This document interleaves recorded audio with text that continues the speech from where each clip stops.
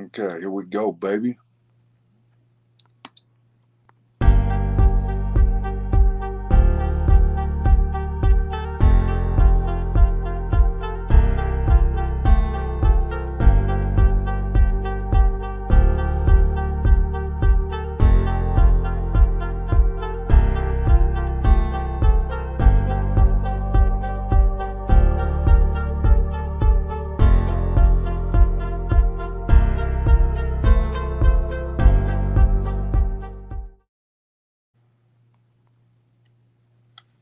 All right, welcome back to another episode of the Scarred Nation podcast. We are waiting on our guest to pop up. He should be in the next 5 minutes. So before we get started, I'm just going to let you guys know, if you want to support the podcast, you can send stars. It's a great way to do that. Share the live. Do all that good stuff. Comment, let us know where you're from. Let us know your clean date, drop something. But we're having Bobby Grubb on today, and he's going to talk about his story of addiction and how he overcame it, and basically how he's doing today. This dude's a YouTube influencer. He's a business owner. You know, real inspirational stuff, man. He called me like 5 minutes ago saying that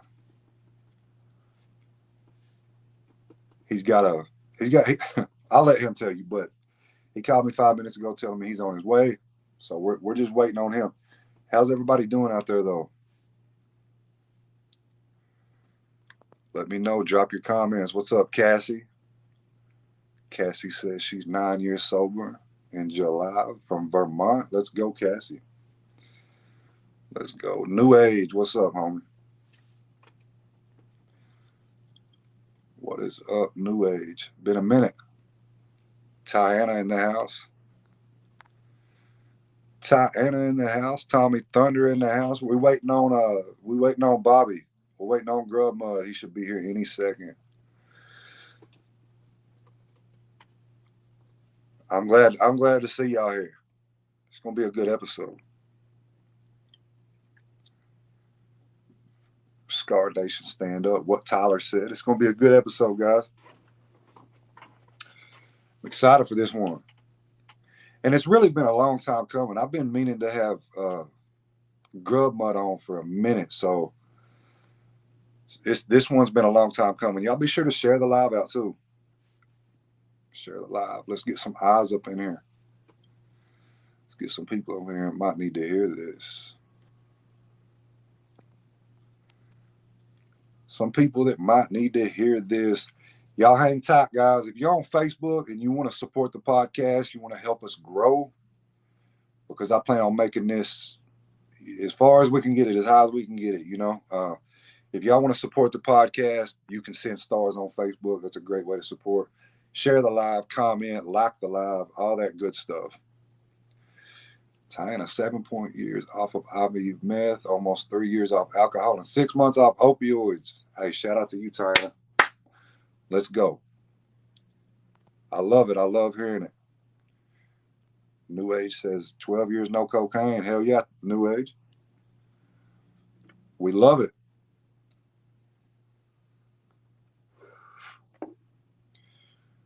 We love it. Hope everybody's doing good out there. I hope everybody had a good Saturday night. Hope everybody stayed safe.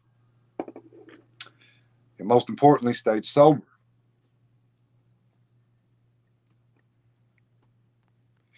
If you're just popping in the live, we're waiting on Bobby to get set up.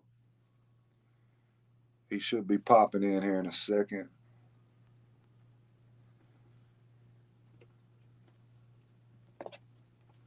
Let me check something right quick, guys.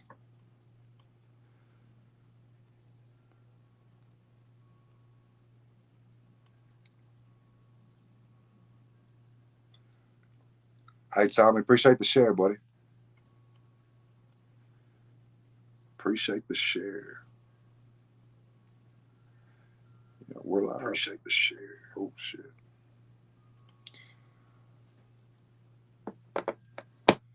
Tiffany Nicholson, what's up? In the house. How you doing, Tiffany?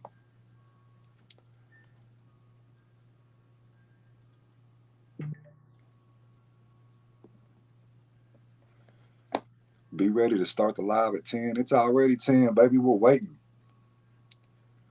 We're waiting on the man of the. We're waiting on the man of the hour. I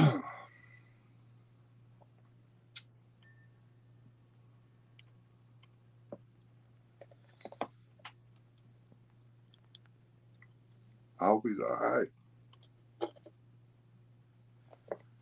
I hope he's all right.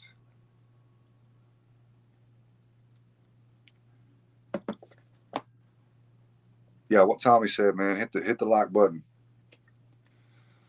Hit the like button. We're fixing to get this show on the road too. Y'all just hang tight. Thank you guys for being here.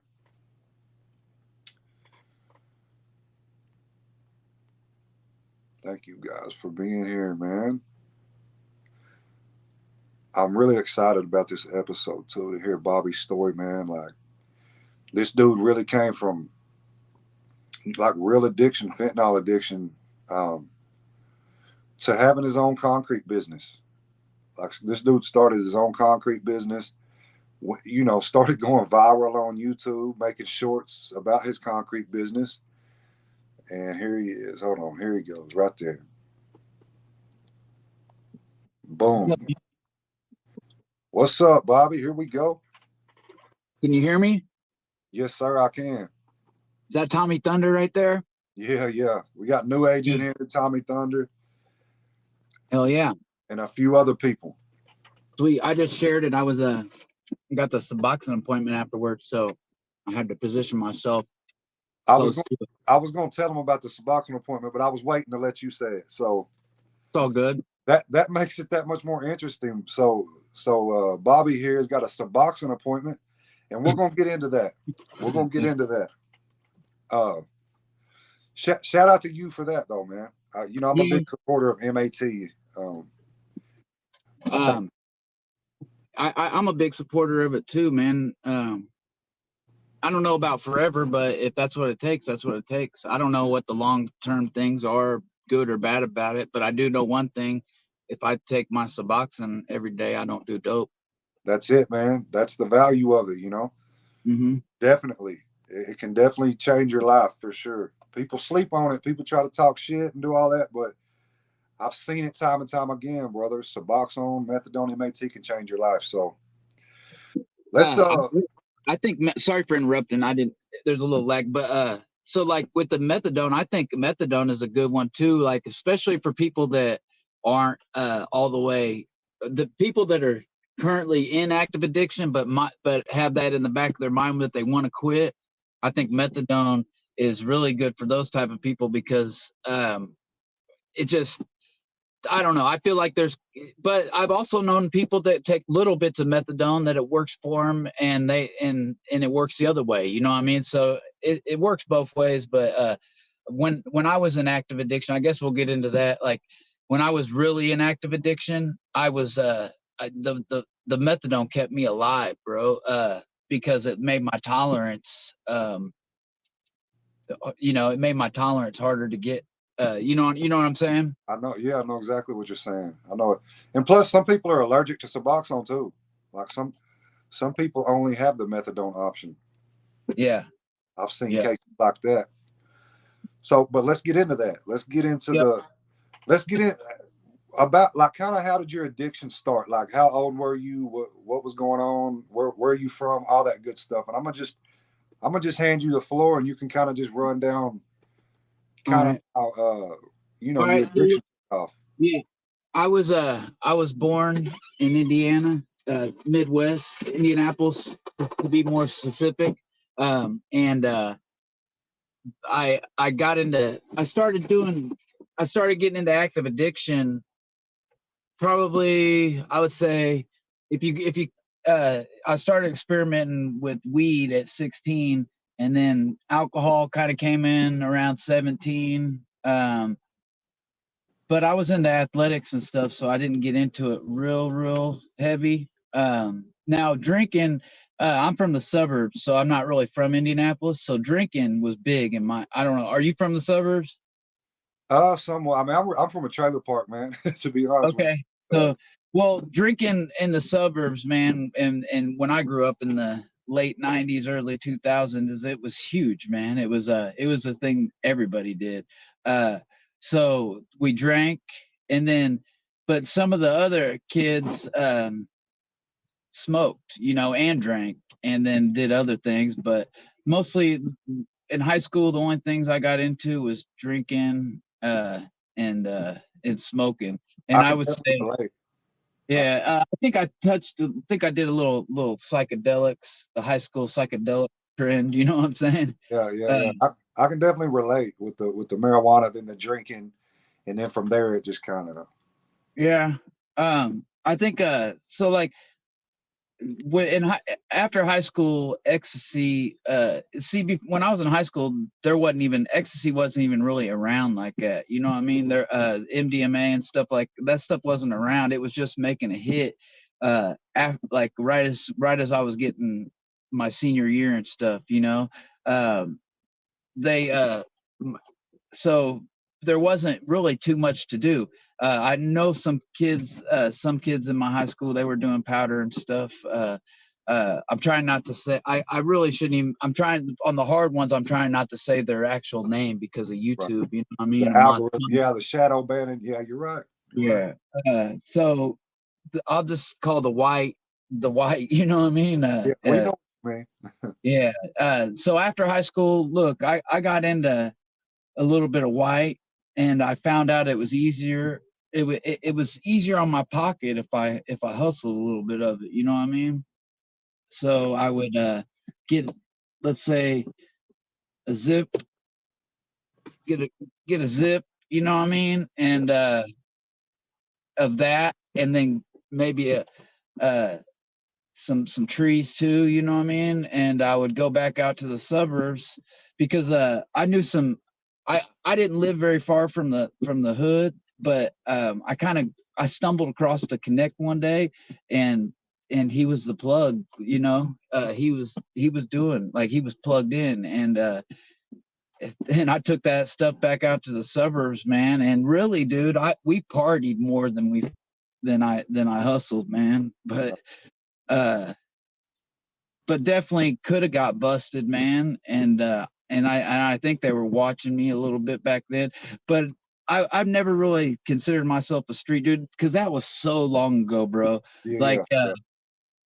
that really that was like 20 years ago, man. So I I would say I had a pretty good hustle hand back then, man. But when I got into opiates, I lost that hustle hand, but you just kind of lose it, man. But to bring it back, I like I said, I was hustling that the Christina Aguilera, the Yeah, little white girl. the white Uh, girl. Yeah, yeah.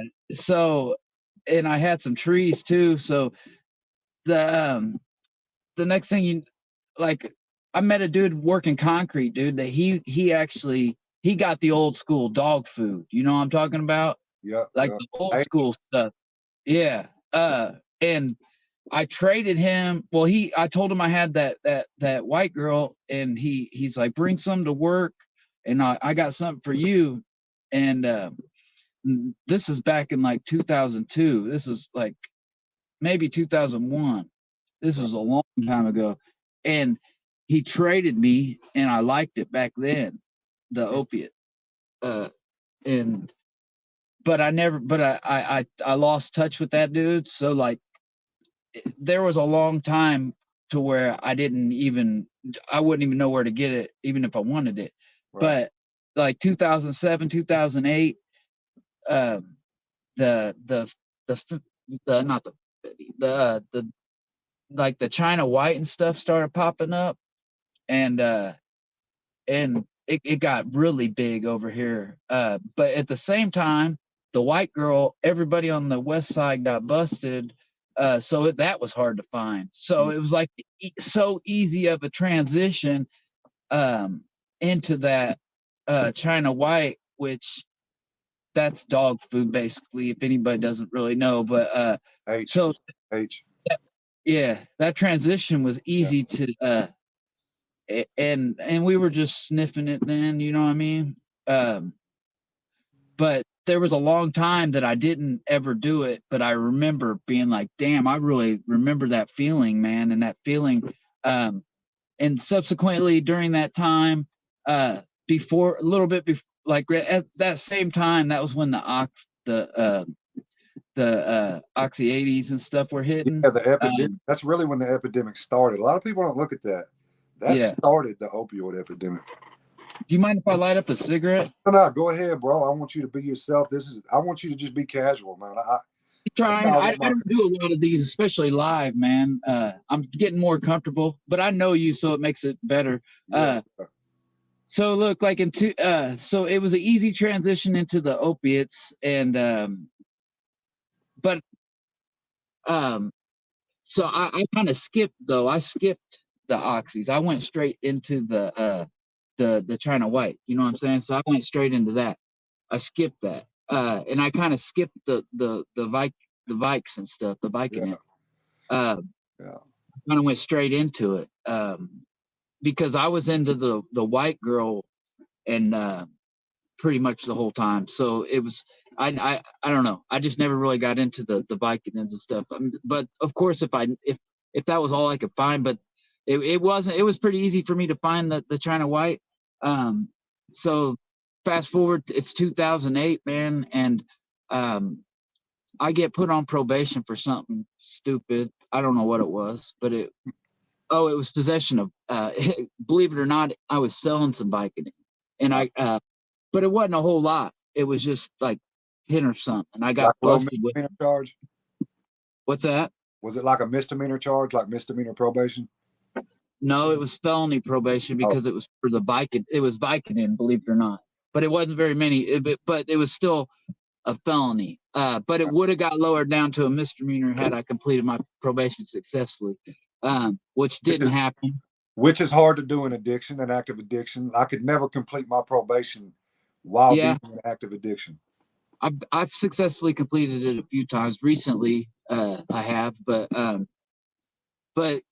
I had already back in like 2002. I had a misdemeanor probation, which I've completed. So I had finished it before, but so it was like I didn't finish it this time, and I ended up I was into the opiates real bad. So like I didn't finish it, and what they ended up doing with me is they threw me they sent me to prison for a year.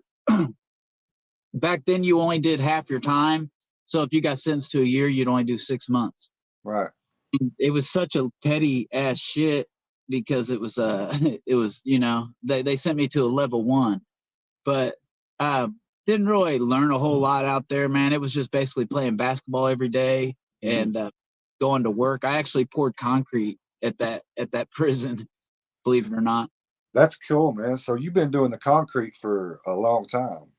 Yeah, I guess if anybody comes across this and they don't know who I am, I have a YouTube channel about concrete, and it's taken off. I got 255,000 subscribers. I think you already told them that though, didn't you? You were saying that to me. Well, I was waiting to get into that. Yeah. Okay. Which I think is awesome, dude. So yeah, those of you that don't know, this dude is actually a big YouTuber. Like somebody with 255,000 subscribers on YouTube. And if you're a YouTuber, you know anything about YouTube, you understand that is not easy to do. I feel YouTube is probably the hardest platform to gain subscribers and followers on. So if you can obtain 250,000 YouTubes, that's crazy. Yeah, it is. But let's get into that, because I remember me and you met before you blew up. Yeah, we started like coming in contact with each other back when I started my YouTube, and you wasn't very big yet at all. I was just thinking about that. I would have never came across you. I found you from your Jay Williams video. I had actually found you before Gangish said he made that video about you. Yeah. I just and I noticed that your previous content to that had to do with Kratom and stuff like that. So it was like, wait a minute, and Kratom's illegal in my state. So, but you also had a couple videos in there about opiate addiction, if I remember correctly. Yep, my fentanyl addiction. My fen addiction. That's how I started. So ever since then, I've been watching you. But I think I had man, I may have had 10,000, maybe. Yeah, you wasn't big at all. You was still down there. Nothing like Yeah. you are now. Yeah, and that's I got stuck at 10,000 for a long time, or 12,000 or whatever. But anyway, so but to get back into the story, man, I come home from prison, and like I said, it was only 6 months. So I come home from there, and basically I'm ready to do more opiates. I was only, see, I was probably 20, 26, maybe 25. So Right. I was ready to do it some more. And when I came back out, I started experimenting. Well, a buddy of mine turned me on to the shooting dope. So it got a lot worse. It got a lot worse. So And you actually went to IV use. yeah, yeah, Yeah. yeah. And that's taking it to a whole nother step if anybody doesn't understand that. Yeah. So basically so I come out of prison, I've got a vehicle, and you know, I've got a couple things still left, you know what I mean? And within a year, man, I had wrecked that. Not even within a year. So it was within 6 months I had wrecked that vehicle, and I had caught another. I think it was another syringe case, man. I caught another, or that was my first syringe case. But back then they were misdemeanors, so they didn't violate my parole, and the parole wasn't nothing anyway. It was just 6 months anyway, so they weren't really worried about me. But a couple years later, they changed the law to where that whole do half your time. They changed it to where you do on felonies. You basically do 85% now. So and they made syringes a felony. So That's man, wrong. yeah. Well, that I ended up catching like 10 of those things, man, because I always was carrying one. When you're in that active addiction, man, you always, if you take it to that step, you always have to have one on you. Right, your ancillaries. Yeah, you always carry your ancillaries. I did the same thing. I wasn't an IV user, but I did the same thing. I would keep aluminum foil and a straw on me and a lighter. Like I had to have that everywhere I went. I thought I saw a TikTok where you said that you tried it or something. I did. I did. I never got like strung out on the IV, but I have shot up 2 times actually. I was wondering about that, but you Yeah, never got to the point where you're carrying it around with you all the time. no, You just carried around your straw, which is, I don't know. I never smoked it, so but that was my preferred method. yeah. But all right, so I on through the years, man. I'm a H user. You know what I mean? Mm-hmm. I didn't really do anything else. There was nothing. Once I got turned on to that needle, it was just that was my only drug of choice. Right. And you know, I get put into drug court, and they're actually pretty cool, man. I like drug courts. They gave me minis a chances, man. But where they in drug court, if you get put in drug court, they will let you bring in, if you catch a new case, they'll let you bring it in there. If as long as it's drug related and stuff like that, right? They'll do that a few times. But I ended up catching, like I told you, like 10 needles, syringe cases, man. And they ended up having to kick me out for it. That's crazy that they were that lenient on you because every person I've ever heard talk about drug court, I've been locked up with several people in drug court. Yeah, They tell you it's like very strict. Like it is. that's But crazy. this one county, man, it wasn't strict in. Like every other county I've heard of is they're strict as hell. But Yeah. they had such a it was in Indiana. It wasn't in the suburbs. It was in Indianapolis. So they had such a big case log, man. If you were actually trying, which I was trying, man, like I would go to rehab, and I've been to rehab a bunch too, but I would go to rehab and on my own, and you know, they saw that, you know what I mean? And when I say rehab, I mean like I'd go to detox. They have, for some reason, that drug court program is very lenient, bro. It's crazy. It's total opposite any drug court program I've ever heard of. Yeah.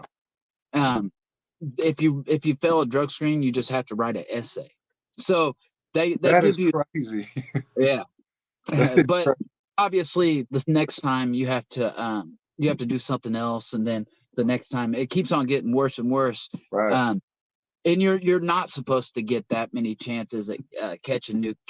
And when I got put into drug court, I had already, I kind of skipped around. I had already caught like 3 or 4 of them. And I think I caught 3 when I was in drug court. And like I said, they ended up having to kick me out for it. And,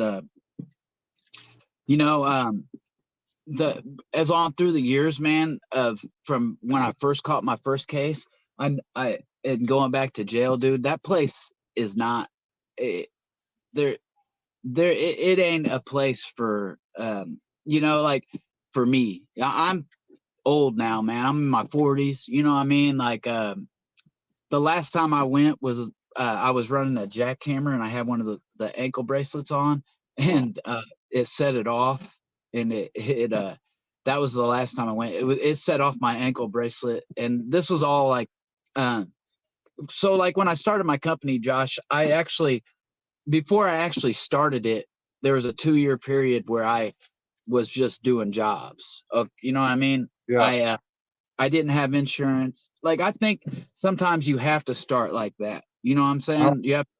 I'm not like saying you should do it for a long time, but I wasn't clean, man. But I didn't screw anybody over. I never did that. I never ever would do that, because you only get one chance at having like your name. You know what I mean? Right. Yeah. You're right. And I've done some scuzzy stuff in my active addiction, man. But I've never screwed over a customer for any type of job or money. You know what I mean? Yeah. When I was in rehab, that reminds me. When I was in rehab, there was this guy that had he had some kind of business. It wasn't concrete, but it was similar. It was like some kind of construction where he laid tile or something like that. Yeah. And he had ended up, getting a big check off of this mansion or something. He landed this mansion job with like a $25,000 check, and he said that check is what took him over the edge in his addiction, because he had never got that type of money all at once. And he blew it on drugs and did all that, and he ended up in rehab. So yeah, having a business in active addiction can be not a good thing. Yeah, it can. I've seen some people lose their business, and I've seen people like what you just said, where they cash their draw for the job, a big job. I never did that. I did have some crazy things happen. One time I got paid from a job, and I got paid from a job and went and got messed up, man, and lost the whole paycheck. You know what I mean? Like lost it, stuff like that. Like stupid things, man. Like, but when you're doing that, like, so like kind of to get back to the story, so like be somewhere like right around that, when I first started my business, not when I first started my business, when I first started doing jobs, that's when the dope started to transition from the H to the Fetty. And what I had never even seen one of those little blue pills. All I've ever seen is the white Fetty. Right. The white. Yeah. There's Birdman Drugstore in the house. Shout out to Birdman Drugstore. Yeah, salute, buddy. Yeah, for sure. Yeah. I think you actually got me on his podcast one time. You recommended it to me, and I went on there. And yeah. He's about a year ago. He's done a lot since then. Yeah. Blue Birdman. But yeah, so like right around that time is when it started to transition. And to be honest with you, it's way worse, dude. What I will say though is like the dope sickness, I think, was worse with the H.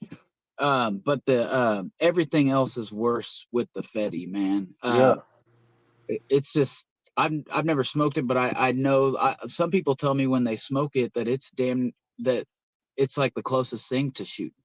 man, dude, I'm telling. That's why it's so bad because it's an instant, bro. Smoking it's very similar to shooting because I've done both. But when I shot Yeah. up, I shot an Opana. Like it was Okay. melted down Opana. I was with But this that's girl. like the strongest. Yeah. Yeah, I didn't even know what the hell I was doing. I let her do it. So um when I remember, dude, man, and trigger alert for the people out there. Yeah. I remember the first time I took a hit of fentanyl through smoking it. It was unlike anything I've ever experienced. By the time I blew it out, I was already feeling good, dude. I was like, shit. And in that moment, I knew this is gonna fuck my life up. In the back of my mind, I remember thinking that, and it did. It did, bro. So Yeah. it That's did. how everybody does it.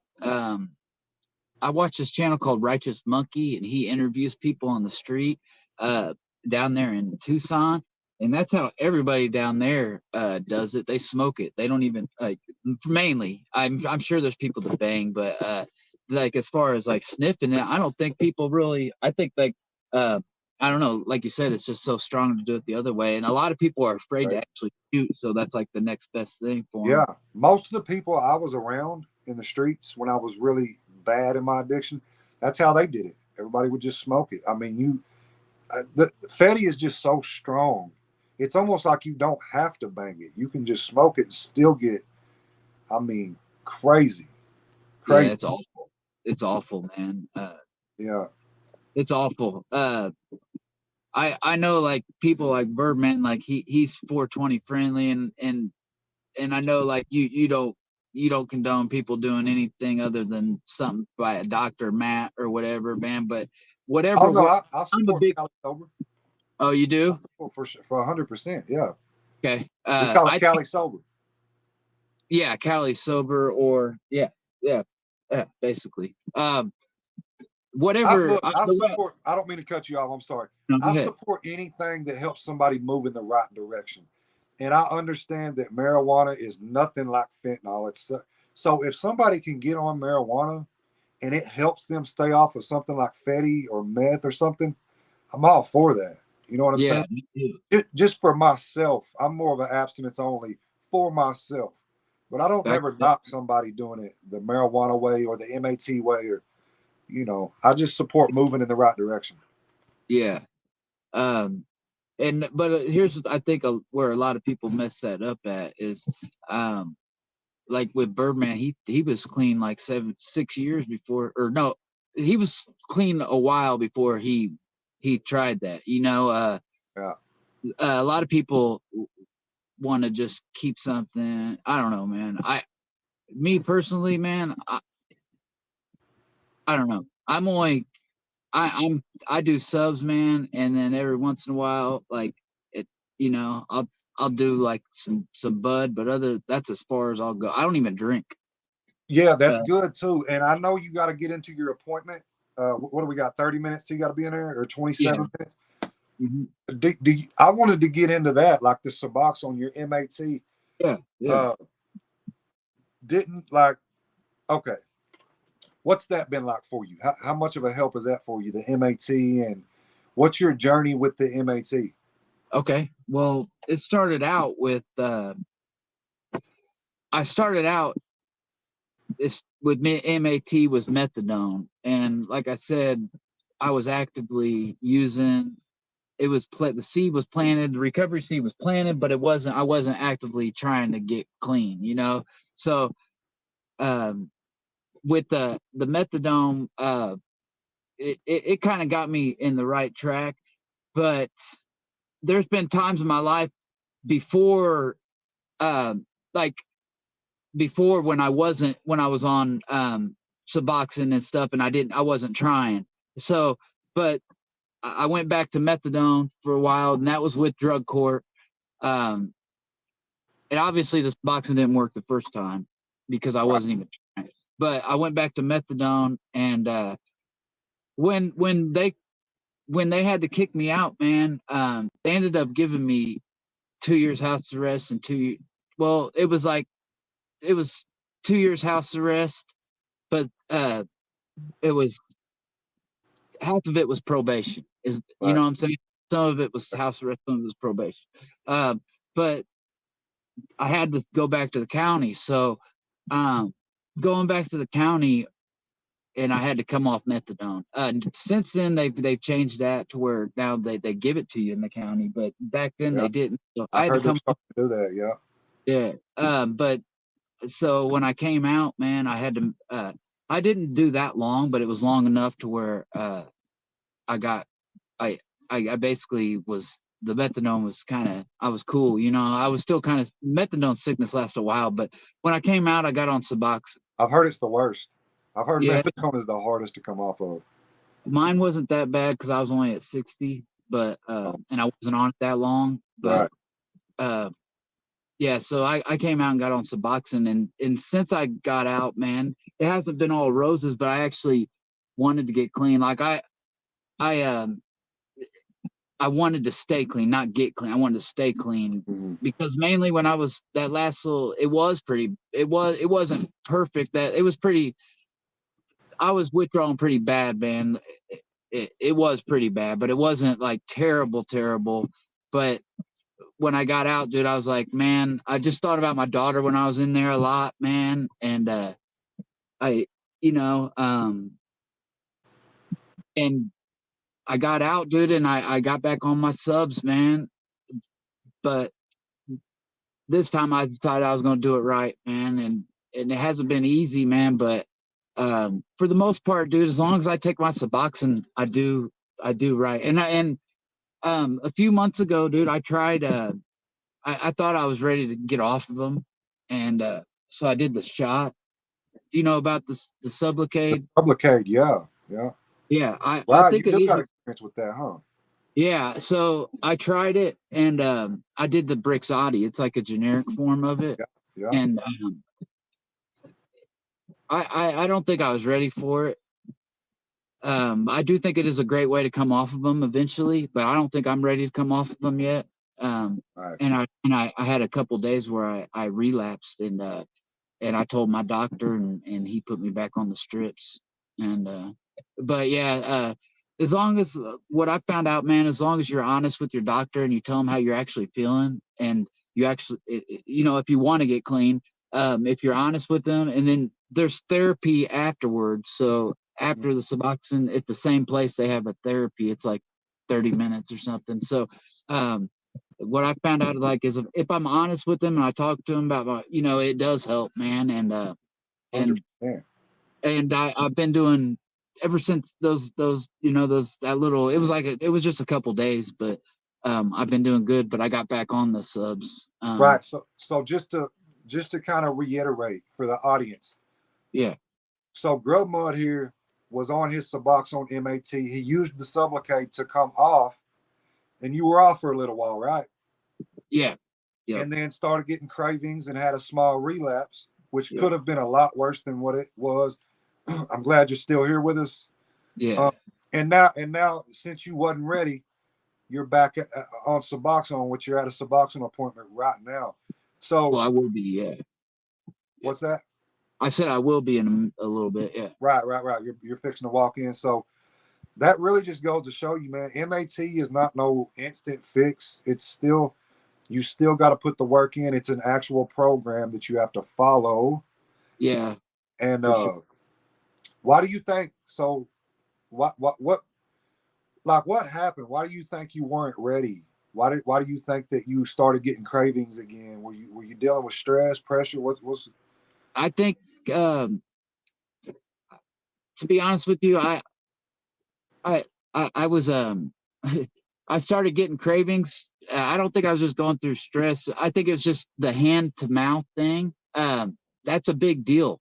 Uh, the taking your Suboxone every day. You get down to where you're not taking anything. You know what I'm saying? And that's a big deal. The first month, I guess, is always the hardest for people. And that's kind of like right towards the end. And I found out that it doesn't have naloxone in it. so you're only relying on your bupe at that point. So and that is still a blocker, but I got down to the end of the month, man, and it almost screwed me up because obviously if you do use Fetty, it throws your whole MAP program off big time because it's hard to get back on them. It's really hard. You have to cold turkey it for a couple days. Yes. And Yeah. sucks. Yeah, definitely. Fentanyl or Fetty is one of them things that a lot of times Suboxone doesn't work for people because of that, because of the precipitated withdrawal. Have you ever heard of the Burmese method? The Bernie's method? Yeah. I've heard of it, but I don't know much about it though. Yeah, I don't either. Supposedly you take just microdose your Suboxone. Right, you got to be a damn chemist. You know what I'm saying? Getting put in precipitated withdrawals terrible. So that's the thing though, is like, so if you start using it, then you have to figure out a way to get off of that to be able to get back onto your subs, and it throws a whole monkey wrench into the plan, and it really does, man. So what I did is I went to detox, man. Yeah, that's one way to do it, because I do know about precipitated withdrawal. It's happened to me twice, and it was not fun.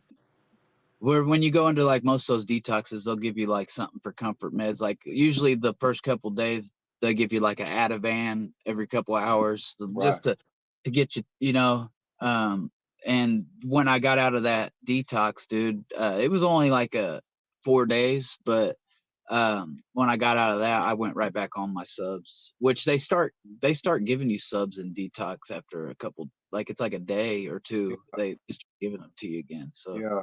Well, that's good that you got back on the subs, man. It sounds like you just wasn't ready, and that's perfectly fine, bro. Like I tell people everybody's different.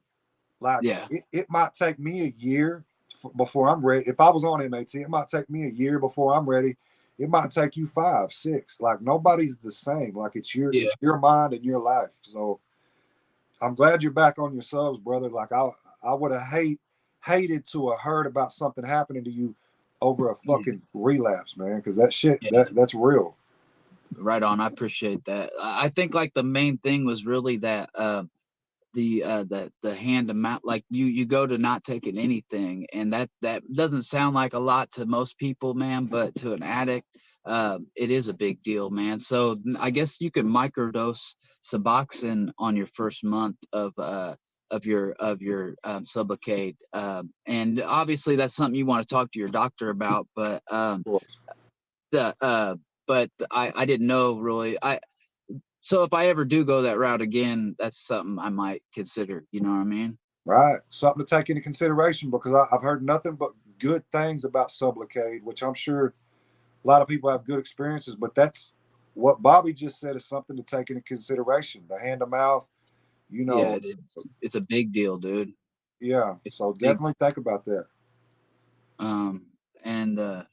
Yeah, it's a big deal though. Just not having anything like I know it doesn't sound like a lot, dude, but it is. It is, because that's it. To answer your question, now that I'm thinking about it, that was that's what triggered my cravings. Was not taking anything. Yeah. You're right, dude. Like there is something to like not having anything there. Like there's a void, man. As addicts, it's almost like we need something there. Like, dude, the vaping. That's why I still vape. Like, it just gives me something. You know what I'm saying? Like, it gives me something. So that vape is the last thing to go for me. Yeah. I really want to quit it.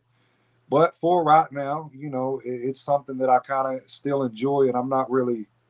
Yeah. I'll get to it. It's one of them things I'll get around to it. Yeah. Yeah. But I still smoke, man. But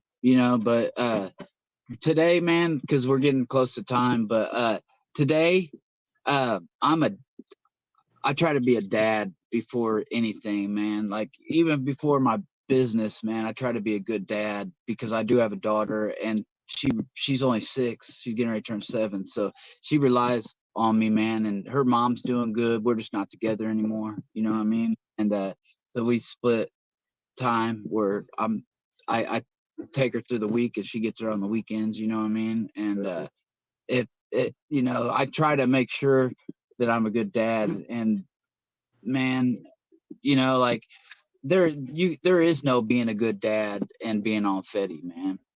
I Oh don't no, think. there's not. Yeah, there's not being a good anything being on Fetty. No. All you're good at, the only thing you're good at is being a junkie when it comes to Fetty. Trust me, Yeah. I know. So like later on today, I take her to basketball, you know what I mean? And she does this little basketball clinic, you know, every Sunday. And I try to coach her in the soccer seasons and stuff, man. Like, um, I just try to, like, I put her, you know, first, and then obviously my business is second. And what kind of goes with my business is my YouTube. So, I try to, you know, that's third, but still, man, it's a lot of fun. And, I meet a lot of cool people, man, on YouTube, man, and it Yeah. actually social media can be a blessing, man, for your recovery too. Yes, 100%, 100%. I mean, look at the community I've got. Look at the community Yeah, I've built. I mean, it's a beautiful thing, man, and I'm yeah, very yeah, passionate about my community. The whole Scar Nation theme, I love it. yeah. Um, It's awesome. yeah, Um, without so YouTube, we wouldn't have met. yeah, exactly. And you're what? So you do a lot of Facebook, right? I do a lot of Facebook, TikTok. I'm just now coming back to YouTube. I'm trying to Yeah. work my way back into the YouTube algorithm. Dude, that Oh yeah. algorithm's a real thing. Like you gotta consistency is what Oh gets you yeah. in the algorithm. Yeah, for sure, for sure. Yeah. And that's yeah, that's hard for sure. The Yeah, consistency. especially with YouTube. That's Yeah, why I respect what you did so much, brother. You did something right. I appreciate it. You did something right. YouTube, I'm jealous of your YouTube following because I want a YouTube following. You'll And it, get there, man. I want a TikTok following. I just not consistent over there. So yeah, that's yeah, I get it. I understand. I understand. So for me, it went from I started on YouTube, which is when you met me. You're really a day one when it comes to watching me. Like all my yeah, YouTube people, y'all are day ones. Because yeah, when I jumped to TikTok, I took off, I blew up. And then, dude, I've only been on Facebook for like 6 months. And I yeah, really took off on Facebook. So I'm trying to yeah. like spin back around and come back to YouTube. So I uh, think Facebook is nothing to sleep on, though, man. A lot of people look at Facebook, but Facebook's one of the main ones you want to be on. man, I'm trying to tell you, it feels good to have an actual presence on Facebook for sure. Yeah, for sure. Yeah. I'm microscopic on my personal page. I got like 3,000, but on my YouTube or on my Facebook, I don't have hardly anything. But I didn't realize that. Like at first, man, I was doing reels to my personal Facebook page, and I don't know why I had them like mixed up. I never really put much thought into Facebook, but I wish I would have, and I'm sure it's not too late. No, no, no. You still can. You just want to make sure you're in professional mode. Do you know Rocky? Does that say Rocky Strong? Rocky Strong, yeah. Yeah, that's my guy. That's Tommy. That's the Thunder gang right there. That's Tommy Thunder's dude right there. Hell yeah, man. Right. Shout out to Rocky. He said he Yep. started watching right before you had to lay down. Yeah, so that was when the jail stuff was going on. Oh That's yeah. man. Shout out to you, Rocky. Yeah. He's cool. He's cool people, man. Yeah. Matter of fact, dude, he does sit downs, dude. You might want to get with him, man. He does Rocky Strong meets, and you know, if you're trying to Let's get back do in it, the top, man. I'm ready to collab with anybody, bro.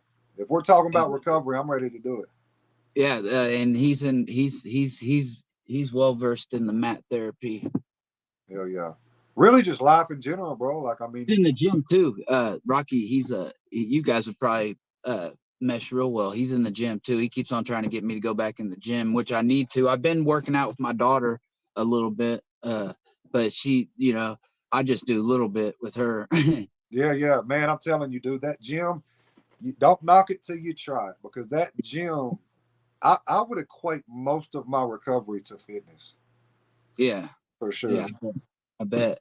I know it's a big part. I s- a lot of people that I see do it, man. They all swear by it, really. It becomes an addiction, bro. Like, you know, as addicts, man, I'm telling you, our brains don't work like normal people.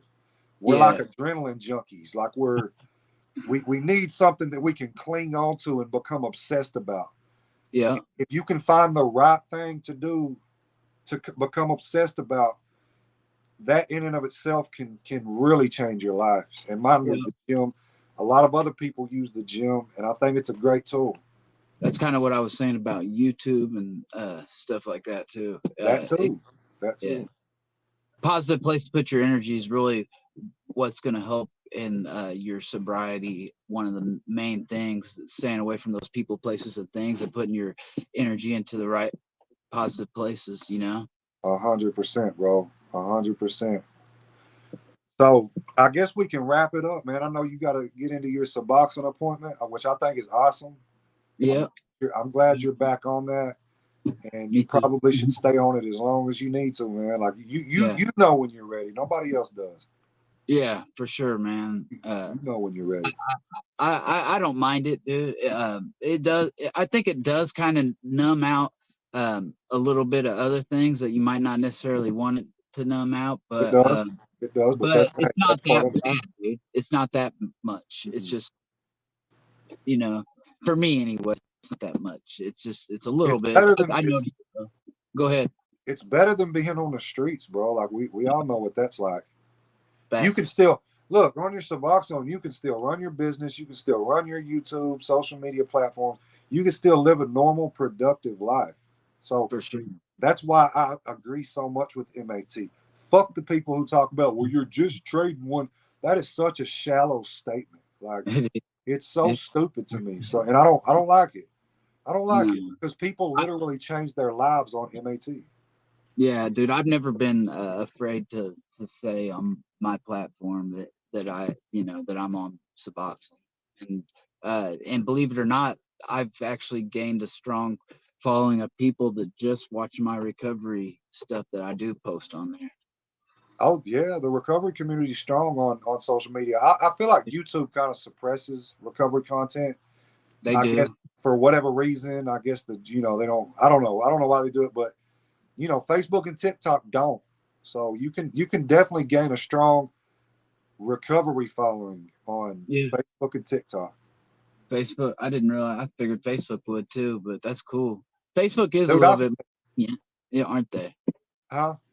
It does seem like Facebook is more lenient. Just the reels that I watch. Bro, I've had reels get 2 million views talking about recovery and the epidemic and things like that. They will shadow ban certain things though too. Like you just gotta. I always know when I get shadow banned. I can tell because my video doesn't take off like normal videos do. Oh yeah, you'll know when you get shadow banned on YouTube. It's really all they do is just demonetize your video, and then it's not going to get any views because it's like got that yellow asterisk. Yeah, I know exactly what you're saying. Yeah. I'm gonna have to get off here, man. I got a couple minutes. I want to stop by this gas station. It's right here. Hell yeah, bro. Hey man, I want to say thank you for coming on. I think your story is absolutely amazing. From addiction to all that, probation, all that jail stuff to business owner, YouTube influencer. I think it's awesome. Y'all be sure to go check GRUBB MUDD out on YouTube. Go check him out. He's got some cool ass content, especially if you're into, the concrete side of things and you just want to support somebody in recovery. Go check him out. Touch base about once a month on something in recovery too. Hell yeah, man. I appreciate you for coming on here and sharing it, brother. Go knock out your Suboxone appointment. For sure. And if you're from my community and you're watching this, make sure you give Scar Nation a follow on all platforms. Yes, sir. All right, buddy. Peace out. All right. Peace, buddy. Thanks. Yes, sir.